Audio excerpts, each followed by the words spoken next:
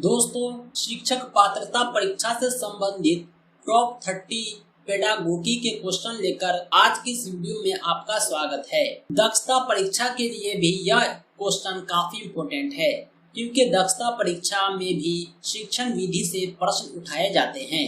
चाहे आप सामान्य शिक्षक हो, उर्दू शिक्षक हो, शारीरिक शिक्षक हो, प्रत्येक शिक्षक पात्रता परीक्षा और दक्षता परीक्षा में शिक्षण विधि से प्रश्न पूछे जाते हैं। बाल विकास और शिक्षण विधि एक्ट ऑफ टीचिंग से संबंधित आइए हम कुछ इम्पोर्टेंट क्वेश्चन जो पिछले परीक्षाओं में भी पूछे गए हैं पर हम चर्चा करते हैं। पहला क्वेश्चन है, बच्चों के लिए निःशुल्क एवं अनिवार्य शिक्षा का अधिकार अधिनियम कितने वर्ष के बच्चों के लिए लागू हुआ? निःशुल्क एवं अनिवार्य शिक्षा अधिकार अधिनियम, जिसे RTE 2009 कहते हैं, यह जो है कब आया था? 2009 में आया था, राइट टू एजुकेशन एक्ट। इसके अनुसार 6 से 14 वर्ष के बच्चों के लिए अनिवार्य शिक्षा का अधिकार अधिनियम लागू किया गया। यानी 6 वर्ष से 14 वर्ष के जितने भी बच्चे होंगे उन्हें निःशुल्क शिक्षा दिया जाएगा। आज भी प्राइमरी स्कूल में बच्चों से एडमिशन फीस नहीं लिया जाता है, परीक्षा फीस नहीं लिया जाता है, क्योंकि इस अधिनियम के अनुसार निःशुल्क शिक्षा देने का प्रावधान है और वह शिक्षा भी अनिवार्य यानी सबके लिए कंपल्सरी है। हर गार्जियन का दायित्व है अपने बच्चे का एडमिशन नजदीकी स्कूल में कराए। कोई गार्जियन यह नहीं कह सकता कि हम बच्चे का एडमिशन नहीं कराएंगे। दूसरा इम्पोर्टेंट क्वेश्चन है, अक्षरों को बालक किस आयु से पहचानने लगते हैं? बालक जब जन्म लेता है तो उसमें किसी भी प्रकार का ज्ञान नहीं होता है। वह धीरे धीरे समाज में, घर में, परिवार में सब कुछ सीखता है। जब बालक 5 वर्ष का हो जाता है तो वह अक्षरों को पहचानने लगते हैं। और क्या होता है, क्या होता है, बालक 5 वर्ष की आयु में अच्छे से पहचानने लगते हैं। अगला है एलेक्सिया। एलेक्सिया क्या है? एलेक्सिया पढ़ने की अक्षमता है। बहुत सारी अक्षमताएं होती है जिसे अलग अलग नाम से जानते हैं। Alexia, dyslexia, dysgraphia, aphasia, dysphagia, सब पर चर्चा हम आपको एक अलग वीडियो में करेंगे और आपको अच्छे से समझाएंगे ट्रिक के साथ। आप मेरा नेक्स्ट वीडियो जरूर देखिएगा। यानी एलेक्सिया का संबंध है पढ़ने की अक्षमता से है। आइए बढ़ते हैं नेक्स्ट क्वेश्चन की ओर। हमारा नेक्स्ट क्वेश्चन क्या है? नेक्स्ट क्वेश्चन है 4था नंबर, किशोरावस्था में सामाजिक विकास पर किसका प्रभाव नहीं पड़ता है? रुचि का, आवश्यकता का, असुरक्षा का, अभिव्यक्ति का। किशोरावस्था में जो बच्चे का सामाजिक विकास होता है उसके लिए बहुत कुछ इम्पोर्टेंट है, लेकिन कुछ चीज है जो इम्पोर्टेंट नहीं है। रुचि इम्पोर्टेंट है, काफी इम्पोर्टेंट है, उसकी आवश्यकता भी देखी जाएगी। इसके अलावा यह भी देखा जाएगा कि बच्चे की अभिवृत्ति क्या है, लेकिन असुरक्षा इम्पोर्टेंट नहीं है।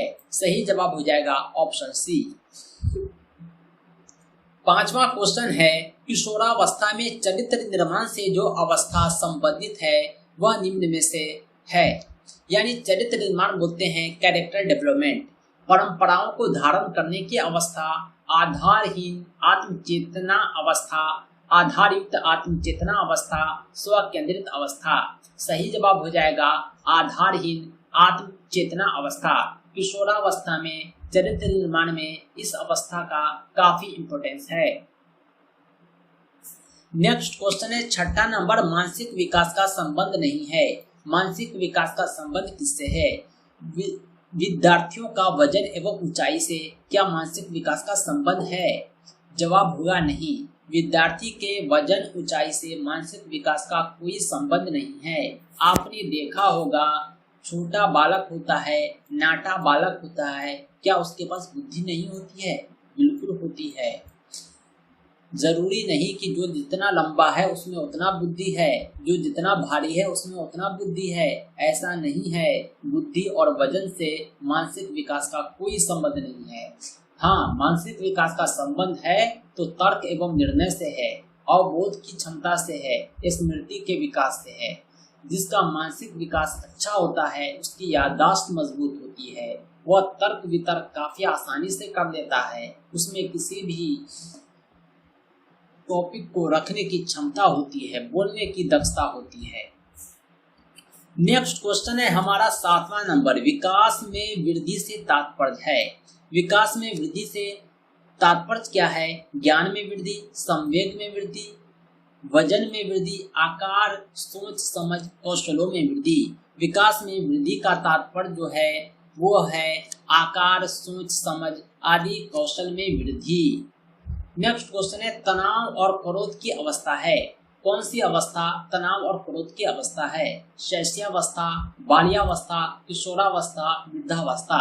तनाव और क्रोध की अवस्था किशोरावस्था को कहा जाता है क्योंकि इसमें एक बच्चा के बजाय जवान हो जाता है। उसमें हार्मोनल चेंजिंग आते रहते हैं। इस बदलाव के कारण उसमें तनाव और क्रोध पैदा होता रहता है। नेक्स्ट क्वेश्चन है बालक का विकास परिणाम है। बालक का जो विकास है वो किसका परिणाम है? यह वंशानुक्रम और वातावरण दोनों की अंतःक्रिया का परिणाम होता है। एक बालक का विकास डिपेंड करता है उसके माता पिता पर और उस वातावरण पर जहां वो जन्म लिया हो। आप गौर करेंगे तो दो जगह का क्लाइमेट एक दूसरे से बिल्कुल डिफरेंट होता है।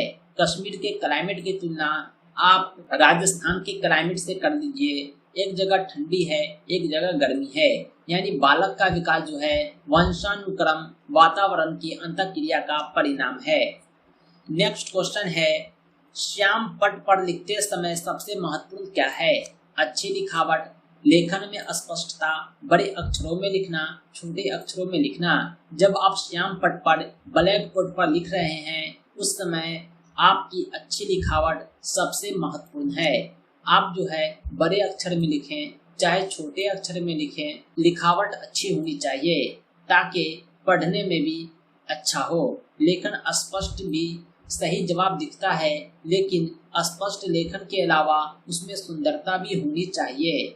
आप ट यहाँ लिखें, म यहाँ लिखें, ये भी स्पष्ट है, लेकिन अच्छी लिखावट में दोनों को सटाकर लिखते हैं ताकि टमर टमर टमटम आसानी से कोई पढ़ सके। आइए हम बढ़ते हैं नेक्स्ट क्वेश्चन की ओर। नेक्स्ट क्वेश्चन है हमारा 11 नंबर, निम्न में कौन कथन सत्य है? 4 ऑप्शन दिया हुआ है, आपको जो है सही की पहचान करना है। लड़के अधिक बुद्धिमान होते हैं, लड़कियां अधिक बुद्धिमान होती है, बुद्धि का लिंग से कोई संबंध नहीं है, सामान्यतः लड़के लड़कियों से अधिक बुद्धिमान होते हैं। दोस्तों सही जवाब हो जाएगा बुद्धिमानी का लिंग से कोई संबंध नहीं है। जरूरी नहीं कि यह लड़का है तो बुद्धिमान है, यह लड़की है तो बेवकूफ है। दोनों बुद्धिमान भी हो सकता है, दोनों बेवकूफ भी हो सकता है। नेक्स्ट क्वेश्चन है परामर्श का उद्देश्य है। जब कोई किसी से परामर्श लेता है या देता है तो उसका उद्देश्य होता है, पहला होता है बच्चों को समझाना, दूसरा होता है बच्चों की कमियों का कारण पता करना, तीसरा होता है बच्चों को समायोजन में सहायता करना ताकि वह हर वातावरण में खुद को समायोजित कर सके, हर माहौल में वह रहने के योग्य बन जाए। सही जवाब हो जाएगा ऑप्शन डी, उपरोक्त सभी। नेक्स्ट क्वेश्चन है 13 नंबर, बच्चों में नैतिकता की स्थापना के लिए सर्वोत्तम मार्ग है। बच्चों में नैतिकता की स्थापना के लिए सर्वोत्तम मार्ग उसे धार्मिक पुस्तक पढ़ाना है, शिक्षक का आदर्श रूप में व्यवहार करना, उनका मूल शिक्षा पर मूल्यांकन करना, उन्हें प्रातःकालीन सभा में उपवेदना। शिक्षक का आदर्श रूप में व्यवहार करना यह नैतिकता है। यानी नैतिकता उसको बोलते हैं आप में बात करने की कैसी क्षमता है, आप जो है बड़ों का कितना आदर करते हैं, बच्चों को कितना प्यार देते हैं, ये सब आपकी नैतिकता है, जिसे तरबियत बोलते हैं उर्दू में। यानी बच्चों में नैतिकता की स्थापना तभी होगा जब वह शिक्षा का आदर्श रूप में व्यवहार करेगा। आइए बढ़ते हैं नेक्स्ट क्वेश्चन की ओर। नेक्स्ट क्वेश्चन है 14 नंबर, एक अच्छा अध्यापक विद्यार्थियों के मत बढ़ावा देता है। प्रतियोगिता की भावना का, सहयोग की भावना का। अच्छे अध्यापक के बहुत सारे गुण होते हैं जिसमें एक होता है सहयोग की भावना। यानी अच्छा अध्यापक है तो आप जो है बच्चों को सहयोग देंगे, उसे कभी भी प्रतिद्वंदिता नहीं रखेंगे, दुश्मनी नहीं निभाएंगे, उससे तटस्थता की भावना नहीं रखेंगे, आप उनसे बराबरी नहीं करेंगे, बल्कि उसके हर कार्य में हम सहयोग देंगे।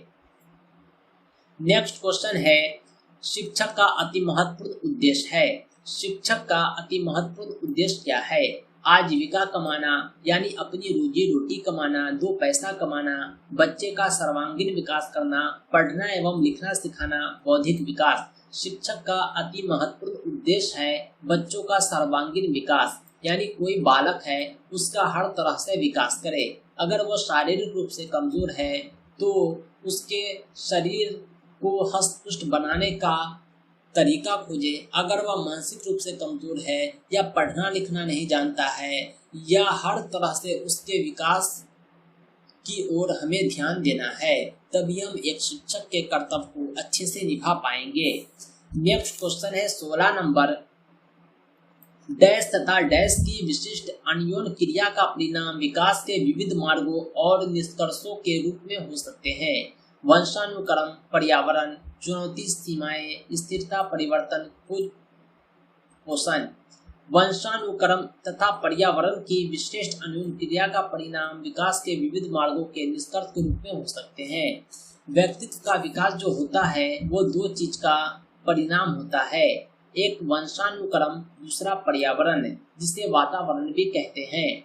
यानी जहाँ पर परिणाम और विकास एक साथ आए वहाँ पर ये ऑप्शन सही होता है, क्योंकि विकास जो होता है वो वंशानुक्रम और पर्यावरण की सम्मिलित क्रिया का परिणाम होता है। नेक्स्ट क्वेश्चन है 17 नंबर, 6 से 14 वर्ष के बीच के आयु के बच्चों को एक मौलिक अधिकार के रूप में मुफ्त और अनिवार्य शिक्षा देने के उद्देश्य से सर्व शिक्षा अभियान की शुरुआत कब हुई थी? यानी SSA, इसको बोलते हैं सर्व शिक्षा अभियान। इसकी शुरुआत हुई थी 2001 में।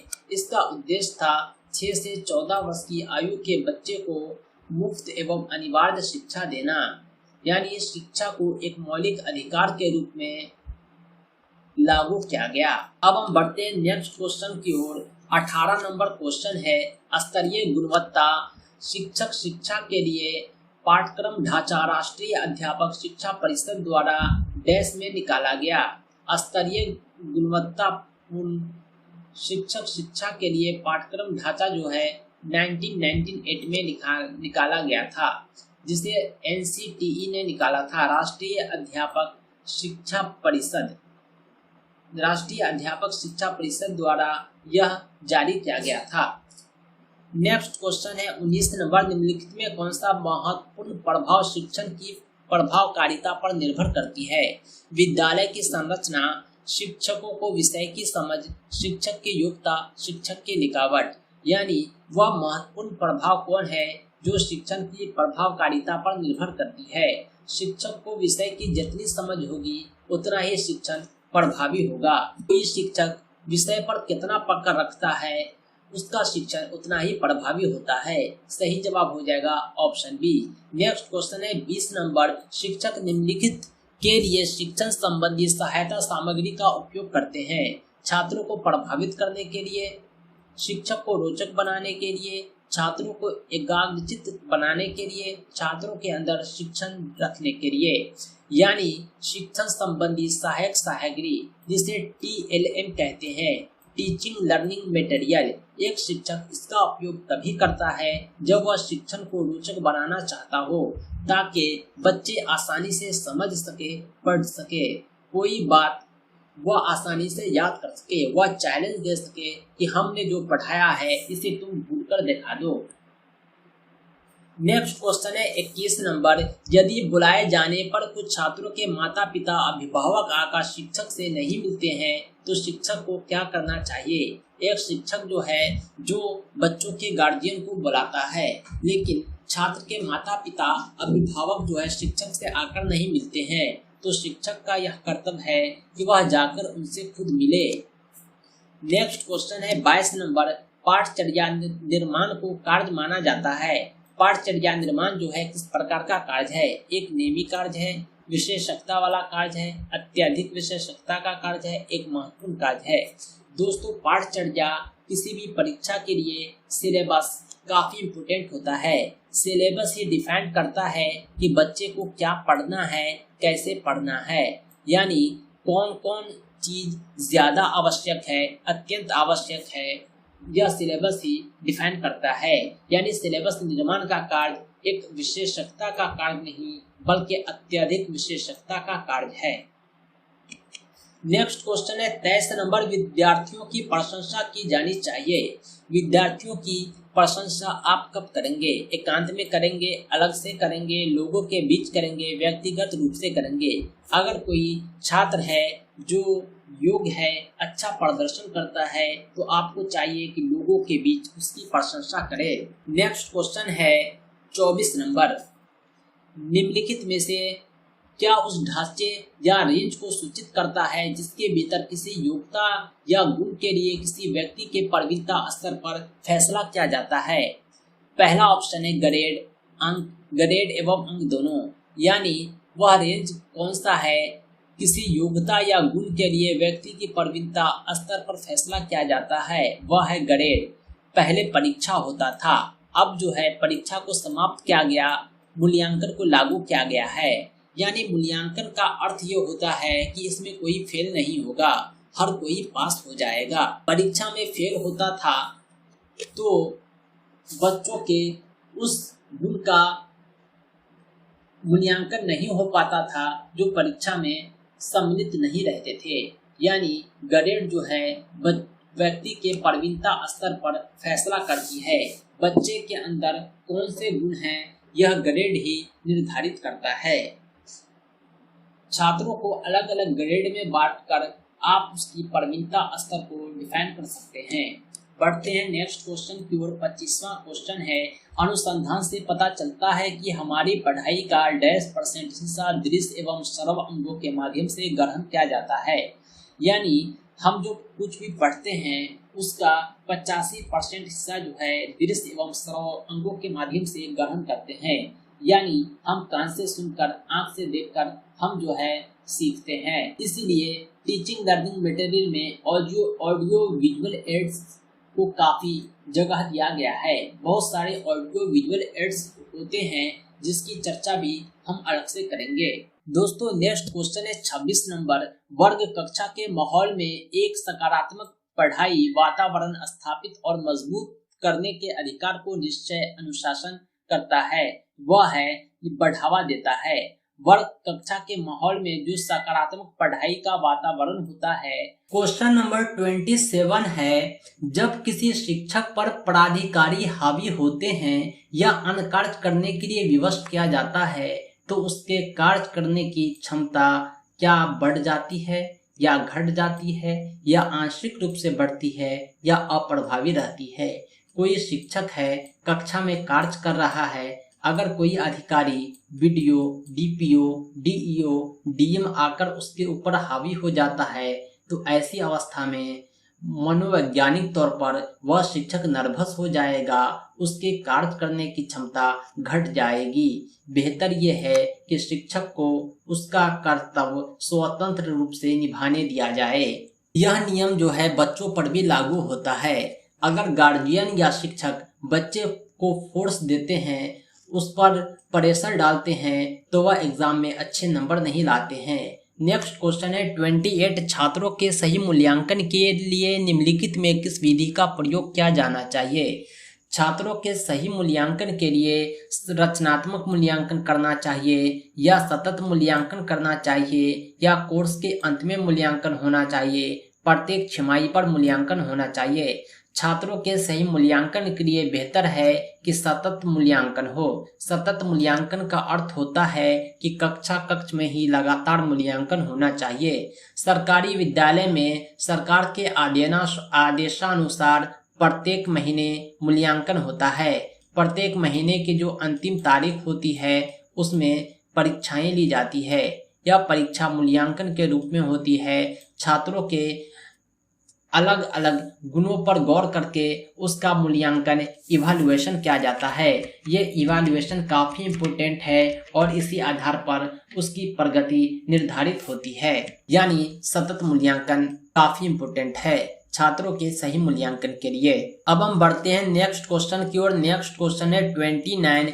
एक शिक्षक को समाज में सम्मान मिलना चाहिए जब वह एक आदर्श जीवन जीता हो, निष्ठापूर्वक अपनी ड्यूटी करता हो, प्रभावकारी तरीके से पढ़ाने में सक्षम हो। चौथा ऑप्शन है ये सभी। एक शिक्षक समाज के लिए दर्पण होता है, उसे समाज में हमेशा सम्मान मिलना चाहिए अगर वह आदर्श जीवन जीता हो, निष्ठापूर्वक अपनी ड्यूटी करता हो या प्रभावी तरीके से पढ़ाने में सक्षम हो। एक शिक्षक को हर प्रकार से समाज में सम्मान मिलना चाहिए। अब हम बढ़ते हैं नेक्स्ट क्वेश्चन की ओर। नेक्स्ट क्वेश्चन है 30 नंबर। निम्नलिखित में से किसे आप अधिगम की सबसे उचित परिभाषा मानेंगे? अधिगम की सबसे उचित परिभाषा क्या है? समस्याएं हल करना, विशिष्ट हुनर का विकास, आचरण संबंधी प्रवृत्ति का विकास, इनमें से कोई नहीं। अधिगम का जो उचित परिभाषा होता है वह यह होता है कुछ सीखना। यानी बच्चा जो कुछ भी सीखता हो, पॉजिटिव सीख रहा हो, निगेटिव सीख रहा हो, यानी उसके व्यवहार में परिवर्तन आ रहा हो, यह सब के सब अधिगम है। अधिगम की परिभाषा को बहुत सारे मनोवैज्ञानिक ने अपने अपने तरीके से डिफाइन किया है। अधिगम से संबंधित हम एक अलग टॉपिक लाएंगे जिसमें हम अलग अलग मनोवैज्ञानिक की परिभाषाएं आप तक पहुंचाएंगे। यानी अधिगम की जो उचित परिभाषा है वह इनमें से कोई नहीं है, क्योंकि अधिगम जो होता है व्यवहार में परिवर्तन होता है। यह कोई विशिष्ट हुनर नहीं है, विशिष्ट आचरण नहीं है। जरूरी नहीं कि वह समस्याओं को हल ही कर ले तभी वह अधिगम पाया हो। दोस्तों हमारे पास तो क्वेश्चन बहुत है लेकिन वीडियो लंबा ना हो, इसलिए हम 30 क्वेश्चन पर ही वीडियो को स्टॉप करते हैं। हम जो है पीडीएफ नोट्स के माध्यम से कंप्लीट तैयारी कराते हैं। अगर आप सीटेट की, दक्षता परीक्षा की, किसी भी परीक्षा का पीडीएफ नोट्स चाहते हैं तो आप हमसे प्राप्त कर सकते हैं। हमारा संपर्क सूत्र है 7631314948। पेडागोगी जो दक्षता परीक्षा के लिए हमने तैयार किया है, इसमें 250 से अधिक क्वेश्चन सम्मिलित हैं। इसकी पीडीएफ भी आप हमसे प्राप्त कर सकते हैं। इसे आप इस वीडियो के डिस्क्रिप्शन से भी डाउनलोड कर सकते हैं। याद रहे डाउनलोड लिंक डिस्क्रिप्शन में है। इसके अलावा आप हमारी वेबसाइट www.teacherahmad.com से हमारे किसी भी पीडीएफ को डाउनलोड कर सकते हैं। तो दोस्तों आज के लिए इतना ही। हम फिर मिलते हैं बहुत जल्द एक नए अमेजिंग टॉपिक के साथ। हाँ, अगर आप को समझने में दिक्कत हो, कुछ क्वेश्चन पूछने हो तो आप इस वीडियो के कमेंट बॉक्स में पूछ सकते हैं। आप अपने प्रश्न हमसे इंडिविजुअली भी साझा कर सकते हैं।